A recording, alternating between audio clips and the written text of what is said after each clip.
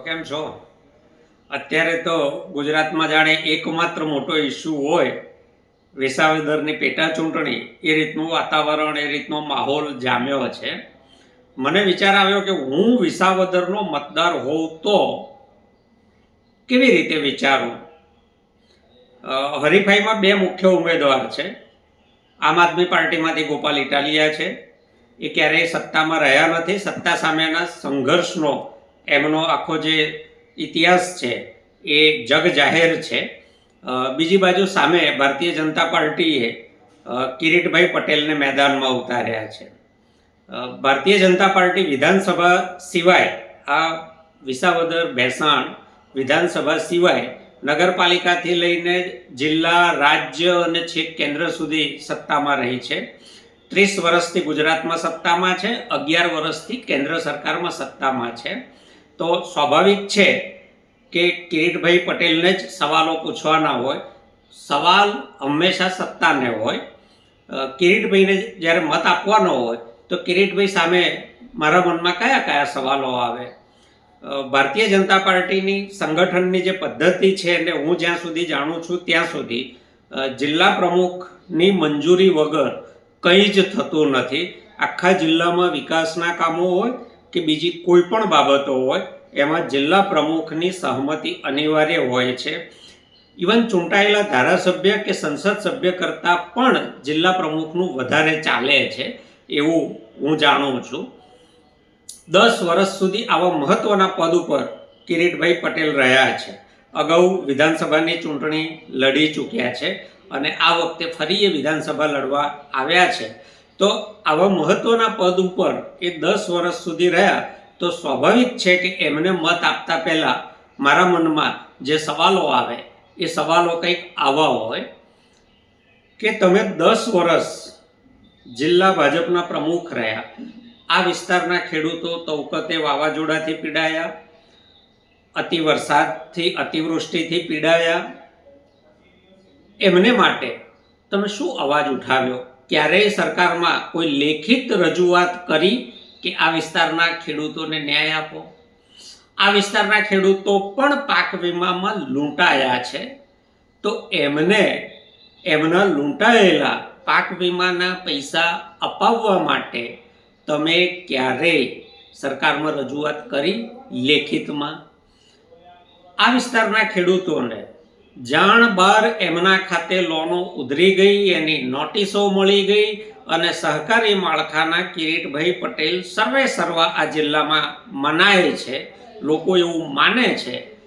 તો એ રોકવા માટે કિરીટભાઈએ ખેડૂતોના હિતમાં કંઈ કર્યું? આ વિસ્તારમાં ઇકોઝોનની લડાઈ ખેડૂતો ખૂબ મજબૂતીથી લડ્યા.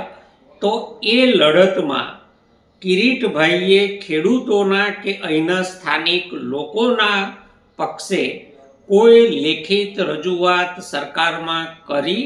આ વિસ્તારમાં ટેકાના ભાવની ખરીદીમાં, મુખ્યત્વે તો મગફળીની ખરીદીમાં ચાલતા બેફામ ભ્રષ્ટાચાર અને ખેડૂતોને પડતી અડચણો ટાળવા માટે તમે શું પ્રયત્નો કર્યા?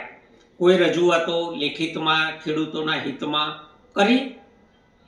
એવી જ રીતે આ વિસ્તાર જે મુખ્યત્વે ખેતીનો વિસ્તાર છે, ઇકો સેન્સિટિવ ઝોન છે, સિંહોની વસ્તી છે, તો અહીંયા નાના લઘુ ઉદ્યોગો, કૃષિ આધારિત ઉદ્યોગો વિકસે, પ્રવાસન ઉદ્યોગ વિકસે અને અહીંના લોકોની રોજગારી વધે, એને માટે તમે શું કર્યું? આ વિસ્તારને સાસણ સાથે જોડતો જે જંગલનો કાચો રસ્તો છે એને કારણે આ વિસ્તારમાં સાસણ કરતાં વધારે સિંહો હોવા છતાં પ્રવાસનને નામે મીંડું છે. અહીંયા જ સત્તાધાર જેવું પ્રખ્યાત ધાર્મિક સ્થળ છે, પરંતુ રોડની કોઈ વ્યવસ્થિત કનેક્ટિવિટી નથી. તો આ રોડ કનેક્ટિવિટી વધારવા માટે, સુધારવા માટે કિરીટભાઈ તમે સરકારમાં કોઈ રજૂઆતો લેખિતમાં કરી છે? આ વિસ્તારના ગામડાના રસ્તાઓ અત્યંત બિસ્માર હાલતમાં છે. આ વિસ્તારના દવાખાનાઓમાં સરકારી દવાખાનાઓમાં પૂરતો સ્ટાફ નથી, એમની હાલત સારી નથી, અહીંની પ્રાથમિક શાળાઓની સ્થિતિ સારી નથી, તો એને માટે કિરીટભાઈ આટલા મહત્ત્વના પદે રહી અને તમે શું કામગીરી કરી લોકહિતમાં? આ વિસ્તારમાં યુવાને શિક્ષણ મેળવ્યા પછી રોજગાર માટે ફરજિયાત સ્થળાંતર કરવું જ પડે છે. આ વિસ્તારમાં કોઈ તકો ઊભી તમે નથી કરી શક્યા.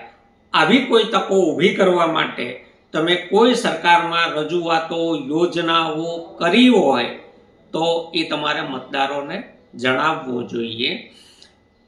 આ વિસ્તારને સૌની યોજનાનું પાણી અપાવવા માટે અહીંયા ભૂતકાળમાં સર્વે થયેલા પ્રોજેક્ટ રિપોર્ટ બનેલી સિંચાઈ યોજનાઓ અભરાઈએ ચડી એને પાછી ક્રિયાન્વિત કરવા માટે તમે કાંઈ કર્યું નથી. તો પછી મતદાર તરીકે જો હું વિસાવદરનો મતદાર છું તો તમને શા માટે મત આપો? આભાર.